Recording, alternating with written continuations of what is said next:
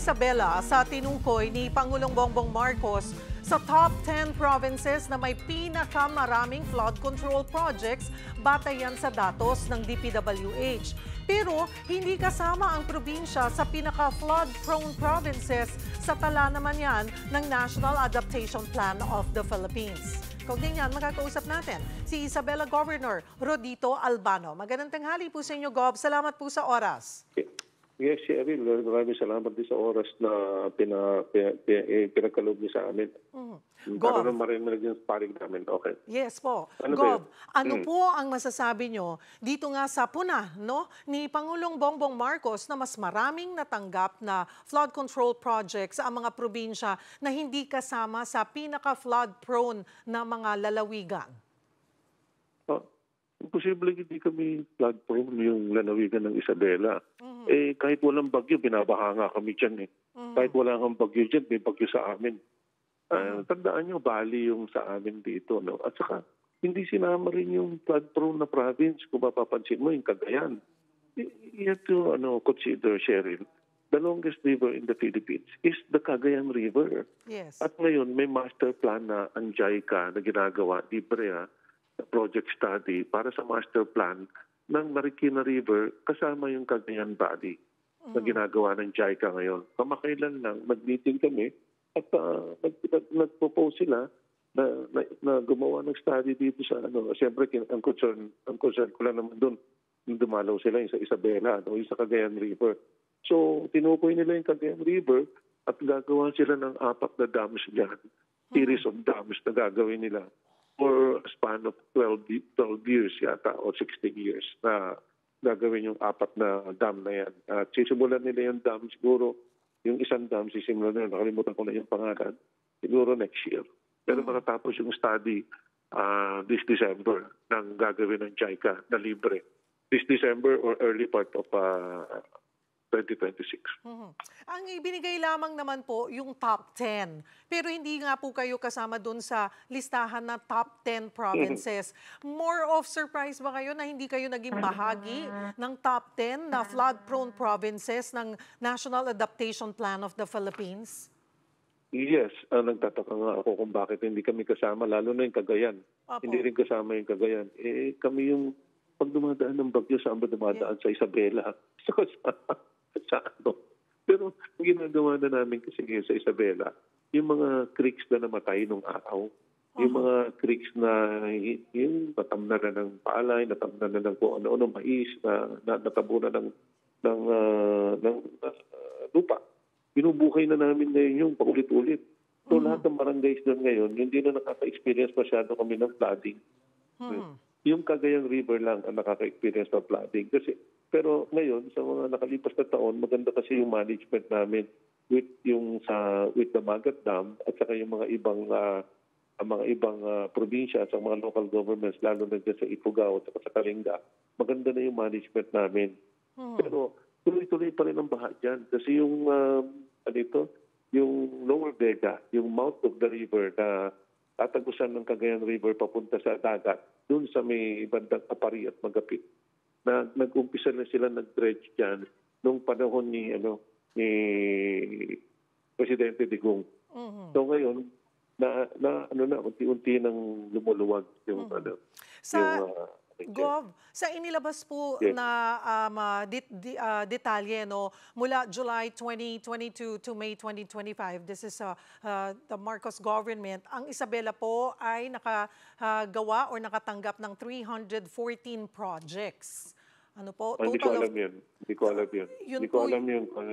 Opo. Kung yun ang datos nila, kailangan i-check ko sa DPWH kasi national yan eh. Opo. Hindi naman ako involved sa national projects na yan. Titignan ko kung ano yung nailagay dyan. Kasi tandaan mo, hindi DPWH gumawa ng project na river control yan. Tinitignan nila, kunyari yung mga ilog malapit na sa highway, national highway at makakat off na yung mga highways. Doon sila gumagawa ng mga river control projects dyan sa may na yan. Kaya siguro maraming river control projects sa Isabela kasi nga sa amin, bahali kami. So, nandiyan dyan yung river talaga sa gitna. Nagbahali. Di ba? Para po lang Eh, yung mas Pampanga nga, maintindihan. lahar na yan eh. Opo. Lahar na yan, Pampanga na yan, natabunan na natin ilog yan. Marami rin flood control projects yan kasi pag umulan dyan at nadaanan niya yung mga baranang lahar, na baranang ganito, eh wala talaga, puro sila baha ang mangyayari dyan. Governor, para po maintindihan ng ating mga kababayan, ano po Yes. bilang ama ng isang probinsya, gaano po ba Yes, ka-involve ang governor dapat sa pag-alam kung ano bang mga dapat na flood control projects, anong barangay, anong bayan ang mga kailangan dito? Ganun po ba ka-involve ang governor? Who makes the Yes. calls? Kasi involved kami masyado yan. Kasi doon sa RDC, kami nagde-determine dapat kung ano yung mga may ilalagay na projects dyan sa region na yan. Ako yung head ng RDC dyan sa ano na yan eh. So pinatatawag namin yung mga DPWA sometimes. Pero sometimes hindi nga kami pinakikinggan kasi sa national eh. Hindi kami yung hindi kami ma-involve kami sa planning, siguro ma-involve kami sa ganito. Hindi pa nga sa planning, hindi kami na-involve yan eh. Pero na-involve kasi sa planning, sa paggawa ng budget ng Kongreso, di ba?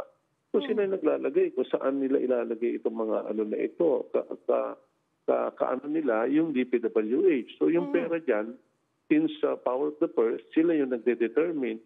Dapat sana yung Regional Development Council, yung nagde-determine ng mga project na maibigay muna sana sa aming mga gobernador doon. Tapos titingnan namin, tama ba to? Tama ba yan? Yes. Ganito ba yan? Pero alam mo naman sa Congress, basta bring home the bacon eh. Di ba? Kung maiuwi mo yung bacon, syempre gustong-gusto ng constituents mo yun. Kung makapag-uwi ka ng mga proyekto, may tuturo mo. So, kayo hindi kayo nakuha ng nagiba doon sa mga nila, doon sa daanan pa ng river. Hindi kayo nagiba yung barangay na yan ako nagtala ng project diyan, ako naglagay diyan. Ganun yung nangyayari. Opo. Pero So kayo sometimes po, hindi kami na-involve. sabi nyo nga po, kayo ay bahagi ng nagde-determine na kung ano yung mga talagang kailangan at malaking maitutulong na makontrol yung pagbaha sa inyong probinsya. Mayroon po ba kayong mga ilang beses na taon-taon sinasabi nyo, kailangan yung pondohan nito, kailangan nyo ng pondohan, pero iba ang napopondohan? Hindi, kasi nabubulitsing na lang kami dahil nga yung pera nanggagaling sa national government, di ba? Yes. May sarili kami pondo kasi hindi nila pinakikilaman din yung sarili namin pondo. Kaya kami, nalimit ako sa mga creeks na sa maliliit lang kasi yun lang ang kaya ng pondo ko pondohan eh. So ang nangyayari dyan, yung mga congressman, since representative ng tao yan, sila yung nilalapitan ng mga barangay, tapos yung national government naman, yung sa DPWH, sila naman yung nagde-determine kung saan at kung magkano yung nilalagay na pondo dyan sa probinsya.